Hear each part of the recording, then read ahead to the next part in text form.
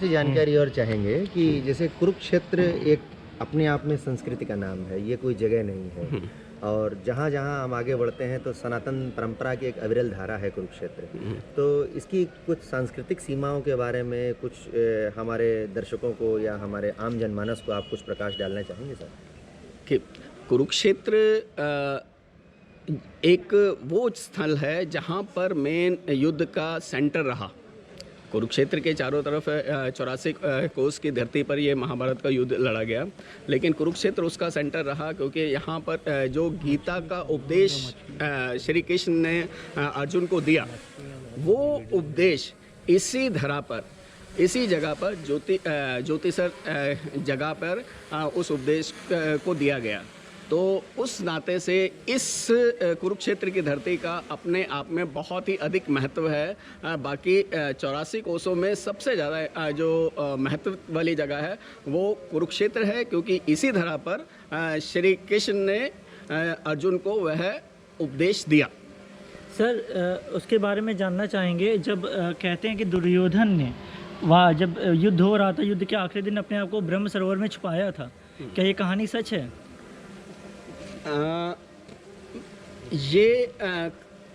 इसकी आप विवेचना कर दीजिए ऐतिहासिक या धार्मिक दृष्टिकोण से। जिस तालाब के अंदर दुर्योधन ने अपने आप को छुपाया था वो ब्रह्म सरोवर नहीं है, वो एक दूसरा तालाब है जो यहाँ से कुछ कोसों पे है।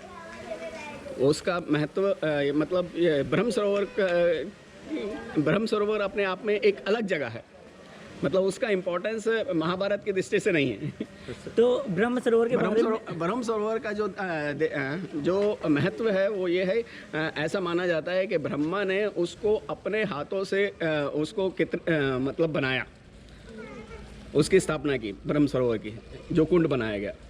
तो जैसे कि ब्रह्म सरोवर का जिक्र किताबुल हिंद में ही मिलता है, महाभारत के समय मिलता है, तो कुछ लोगों से कल बात कर रहे हैं, ये पता चला कि यहाँ 3 ब्रह्म सरोवर है, कौन सी असली ये नहीं पता।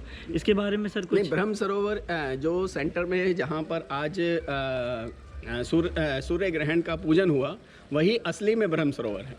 अच्छा, एक चलते चलते एक आखिरी चीज़ और पूछना चाहूँगा। जैसे यहाँ पर सूर्य ग्रहण से रिलेटेड अन्य कई मान्यताएं हैं, और जहाँ पे भी मैं मंदिर में गया, अभी हम लोग माँ भद्रकाली के तीर्थ में भी गए और यहाँ पर भी गए, तो हर जगह कहीं ना कहीं आपको एक सूर्य यंत्र जो है स्थापित तौर पर मिल जाएगा। तो क्या ये इंगित करता है कि ये यहाँ पर जो है ये सूर्य से रिलेटेड या सूर्य से संबद्ध पूजा का एक कभी कोई बहुत बड़ा स्थल रहा है?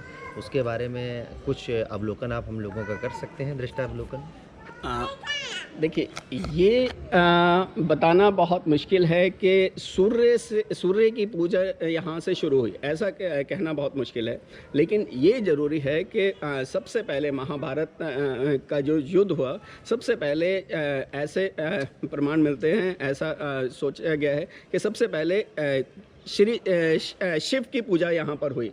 तो यह जो मंदिर है, जिस स्थल पर आप बैठे हैं, वहीं पर सबसे पहले युद्ध में विजय प्राप्ति के लिए शिव की पूजा की गई। और पास में ही एक भद्रकाली मंदिर है, जहाँ पर युद्ध का समापन में वो पूजा अर्चना की गई। तो दोनों मंदिरों का अपना इस वजह से महत्व ज़्यादा है। तो आप सभी लोग देख सकते हैं कि सनातन चिंतन की चिरंतन धारा का एक बहुत बड़ा प्रतीक है हमारा यह तीर्थ स्थल कुरुक्षेत्र, जहां आज हम लोग मौजूद हैं। और धरा धन्य है भारतवर्ष की कि उसने ऐसे सपूत दिए हैं इस धरा ने, जो कि जिनके नाम से सनातन संस्कृति की अपनी पहचान है, ऐसे स्थल।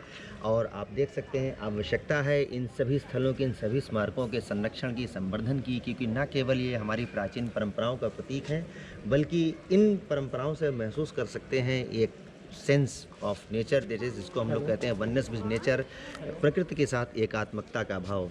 तो इन्हीं तालाब की लहरों के साथ जो है आपके समय व्यू में आ रही हैं, मैं आपको चिंतन की चिरंतन धारा के साथ छोड़कर आप सभी से विदा लेता हूं। धन्यवाद।